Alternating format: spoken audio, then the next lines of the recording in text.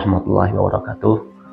Kita setiap sholat dan di tahiyat akhir itu diperintahkan oleh Allah Subhanahu wa Ta'ala untuk berlindung dari neraka jahanam, berlindung dari azab kubur, berlindung dari fitnah kehidupan dan kematian, dan berlindung dari kejahatan Al-Masih Ad-Dajjal. Dan tentu kalau kita memohon kepada Allah perlindungan, itu artinya itu sesuatu yang menakutkan kita dan kita harus terjaga darinya. Ternyata Allah Subhanahu wa Ta'ala melalui Rasulullah Shallallahu Alaihi Wasallam menjelaskan bahwa salah satu yang bisa menjaga kita dari fitnah Al-Masih Ad-Dajjal adalah membaca dan menghafal surat Al-Kahfi. Dalam satu riwayat yang diriwayatkan oleh Imam Muslim, Rasulullah Shallallahu Alaihi Wasallam bersabda, barang siapa yang menghafal 10 ayat yang pertama dari surat Al-Kahfi, dalam riwayat yang lain 10 terakhir dari surat Al-Kahfi, maka dia akan terjaga dari Dajjal. Ada sebagian riwayat, kalau ini tadi riwayat Muslim, ada yang meriwayatkan qoro'ah, membaca. Tapi kalau dalam riwayat Muslim ini dengan menggunakan traksi hafidho, menghafal. Karena itulah maka kalau menghafal 10 ayat awalnya, kemudian menghafal 10 ayat akhirnya, meskipun kalau di dalam riwayat ini ada riwayat yang awalnya, ada yang akhirnya, lebih selamatnya awalnya 10, akhirnya 10, dan jangan lupa tengahnya. Sehingga semuanya kita hafal, maka insya Allah akan dijaga dari Dajjal. Bahkan kalau kita lihat riwayat yang lain, ketika Rasulullah Shallallahu Alaihi Wasallam menjelaskan tentang Al-Masih Ad-Dajjal, karakternya, sifat-sifatnya, tanda-tandanya, apa yang dia lakukan, maka di penghujungnya Rasulullah Shallallahu Alaihi Wasallam, barang siapa yang mendapatinya atau bertemu dengannya, maka bacakan di depannya membuka surat Al-Kahfi. Dan dalam beberapa riwayat yang lain sambil menyembulkan ludah di wajahnya. Dan dalam riwayat yang lain sebagian dari surat Al-Kahfi.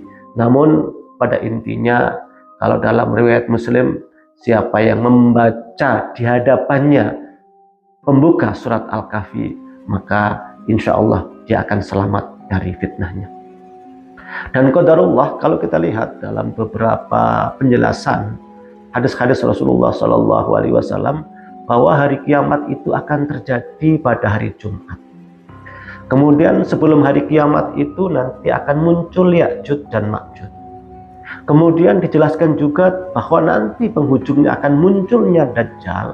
Dan ternyata Dajjal itu bisa menfitnah agama manusia, sehingga orang yang beriman bisa dirubah oleh dia menjadi kufur, menjadi musyrik. Dan Allah Subhanahu wa Ta'ala memberikan kemampuan pada Dajjal, kemampuan yang luar biasa, di mana dia lewat maka kekayaan dunia akan mengikutinya. Tanaman-tanaman akan tumbuh kepadanya, ilmunya juga luar biasa, sehingga dia bisa menceritakan siapa ayahmu, siapa bapaknya bapakmu, siapa ibunya, ibumu siapa, dan seterusnya. Dia bisa menjelaskan itu semuanya. Dan bukan hanya itu, dia punya kekuasaan yang luar biasa, sehingga bisa memaksa orang untuk durhaka kepada Allah Subhanahu wa Ta'ala. Dan qadarullah, ternyata surat Al-Kahfi itu menjelaskan tentang fitnah terhadap agama yang dikisahkan dalam kisah Ashabul Kahfi, seorang raja yang luar biasa zalimnya, sehingga ada orang-orang yang karena takut akan terfitnah agamanya, kemudian dia menghindari pemimpin yang zalim itu, bukan melarikan diri, bukan lari dari masalah, tapi membahas mencari solusi. Itulah Ashabul Kahfi. Kemudian ada juga kisah Sahib Jannatain, pemilik 2 kebun. Nah, pemilik 2 kebun ini ternyata terfitnah oleh hartanya sehingga durhaka kepada Allah Subhanahu wa Ta'ala. Dan kemudian Allah juga menceritakan kisah Nabi Musa dan Khidir, di mana Nabi Musa yang Allah karuniakan ilmu yang luar biasa, sehingga pernah ditanya oleh seorang Bani Israel, adakah yang lebih mengerti dari kamu wahai Musa? Nggak ada di muka bumi ini. Maka kemudian Allah mengingatkan, ternyata ada orang yang Allah berikan ilmu yang nggak diberikan kepada Nabi Musa. Dan ini mengingatkan tentang fitnahnya ilmu.